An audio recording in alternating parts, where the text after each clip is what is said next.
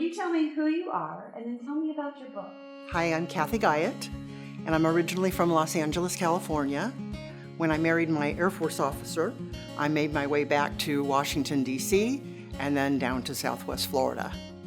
I worked as a general contractor since 2002 in Florida, and through my experience, I decided we needed to share the story of the construction world with young children. So Kathy, what inspired you to write Rita the Remodel Girl? My experience in the remodeling world was varied, and I also went through two different economic turndowns, mid-2000s, 2006, and again in the teens. We also have had a couple of hurricanes and other, issues with weather and tragedies around the country. When that happens, your good people go where the work is. It causes a ripple effect across the country, even if something's happening only in one state. So I kept watching how there was this motion of experts, craftsmen, artisans in the trades, ebbing and flowing, coming and going, and the degrees of efficiency and expertise was changing at the same time. I had to develop a relationship with the trades in order to get my job done properly. They were my foundation or my rock, and that's what I worked on for the next few years. I also saw, with my experience as a female contractor, that there were very few women in the trades. And those that were involved met a few more challenges, and there was less communication. So I wanted to reach out to young women and young men to say, hey, working in the trades is a valuable and honorable profession. It's a great way to make a living, and you are so needed. And now this year, we see that more than ever. So how did you get started in the trades? Well, when I was up in Washington, D.C. And Virginia, I did a lot of interior design work, and their licensing requirements are just different. You don't have to necessarily be a contractor to hire an electrician or a plumber, for instance, a carpenter to do framing. So we just sort of did it. When I came down to Florida in 1998, I saw that a lot of the requirements were very different, that Florida has a license-based trades for many occupations, and I said to myself, I'm going to have to learn. So I went back to school, and I took some construction-oriented courses, including the administration-oriented, how to run a construction company, what kind of insurance I even needed, everything on how to deal with running a construction company. And then I took the test, the state exam, in 2002 and became a licensed contractor. What are your hopes and goals for the impact this book can have on the next generation? I really hope that Rita the Remodel Girl will open eyes and hearts and minds to thinking about working in the trades. Working with your hands, working with your mind. And starting out young, I think oftentimes students think, how is this going to apply? How is this class? How is math? How is science? How is anything going to apply to what I do when I grow up? Well, surprise, it all does. So I can see children reading this book and engaging in a conversation with their parents or their teacher or other friends. That's the goal anyways. I think that they will get curious, and curiosity is a wonderful thing.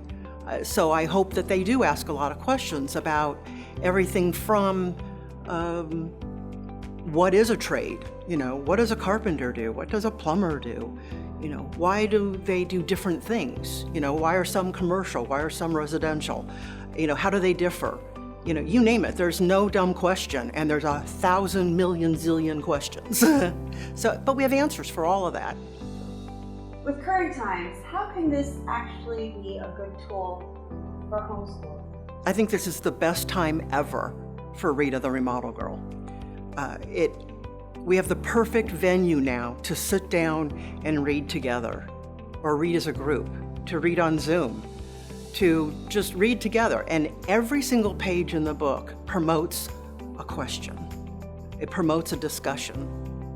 So I think that reading about the trades now And knowing, too, it's hearing in the news every single day how important the trades are. Who's been working for the last 6 months?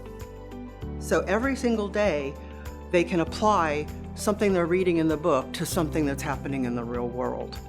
And I think it will open minds and hearts to considering different avenues as they grow up. Talk to me about the book and how it's just a part of the series. Rita the Remodel Girl will ideally be a series of 3 books. The first book follows the actual process of remodeling on a single-family home in the state of Florida, because that's what I know.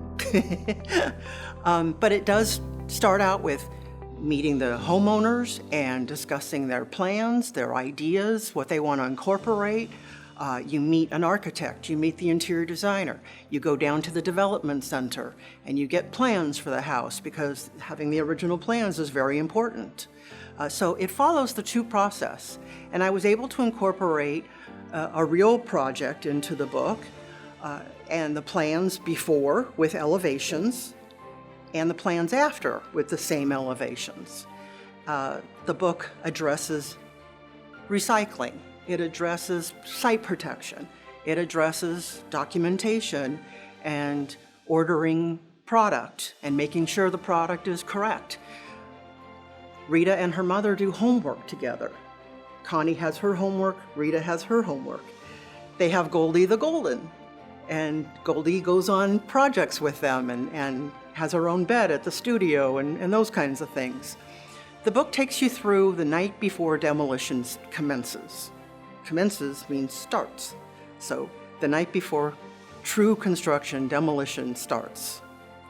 And that's how we approach the book, is explaining what words mean, like demolition. It's a big word book. It's a true-to-life book and educational.